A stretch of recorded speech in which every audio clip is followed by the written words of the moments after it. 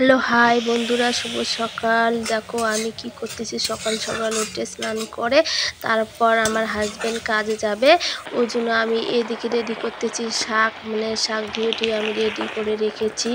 এবার আমি শাকটাকে উঠিয়ে দেব। বলতে পারছো এটা কী শাক? এটা হচ্ছে লাপা শাক। ঝোল খেতে খুব দারুণ টেস্টি। তারপরে আমি ধনিয়ে পাতা চাটনি করব একটু। তার ধনিয়ে পাতাগুলো ভেজে নিয়েছি। নিয়ে তারপর আমি এগুলোকে শিলনোড়াটা ধুয়ে নিয়ে ভালো করে এগুলোকে আমি ভালো করে পেস্ট করব। আর আমাদের তো মিক্সার আছে, তবুও আমি মিক্সার করি না, ভয় লাগে। ওই জন্য আমার গ্রামের লোক না, ওই জন্য আমি শিলনোড়াতেই করি।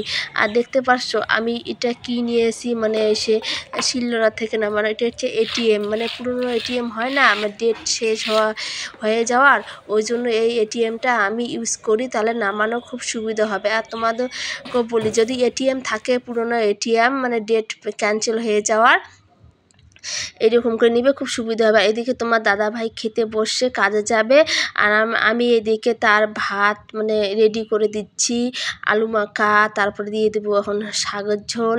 আর দেখো চিকন চালের ভাত দিয়েছি, আর গরম গরম খেতে টেস্টি লাগবে। তার দুপুরবেলা একটুখানি হালকাখানি খাবে।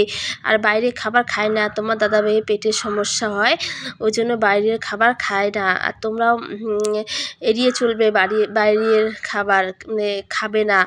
আর দেখো আমি এখানে দিয়ে দিলাম একটুখানি ধনিয়ার পাতার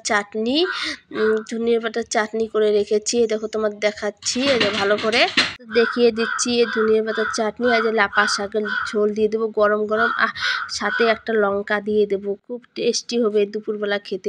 তবু একটু সকালবেলা খেলেও তখন একটু বেশি টেস্ট লাগবে, আর দুপুরবেলা হতে তো এগুলো ঠান্ডা হয়ে যাবে, ওই জন্য অত ভালো লাগবে না।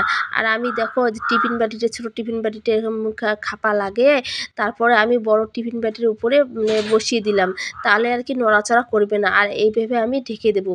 দেখো ঢেকে দিয়ে তারপর দাদাভাইকে রেডি করে সব দিলাম, দাদাভাই চলে গেল। এবার আমি এদিকে পূজার কাজে এসে লেগে পড়লাম, ঠাকুরের ফুল তোলা, বাসন টাসন মাজা। দেখতে পাচ্ছ ভাই, আমি এখানে ঠাকুরের ফুল টুলগুলো সব তুলে তারপরে আমি এখানে আর মোছামুছি করে নিব। দেখো আমাদের একটা সিংহাসন আমি নিয়েছি, তারপর আর কি আমি আরেকটা পয়সা টসা হলে আমি আরেকটা সিংহাসন নিয়ে নেব। এদিকে আমি বাসন টাসন মাজে একদম রেডি করে রেখেছি, দেখতে পাচ্ছ। তারপর আমি এই যে কিছু ফুল তুলে নেব, আমাদের গাছের ফুল যে এত ফুল ফুটে গেছে কি বলি। আর দেখো তোমার দেখাচ্ছি। তারপর আমি এদিকে পল্ল টল্ল টুবা আমি রেডি করতেছি।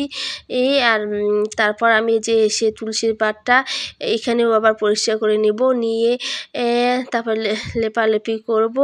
আর তোমাদের ভালো লাগলে অবশ্যই আমাকে কমেন্ট করে জানিও আমার কোথায় ভুল হচ্ছে, আর কোথায় আমি কি ভয়েস ইউজ করছি। আর আমি প্রথম তো অত ভয়েসটা একদম ভালো হচ্ছে না।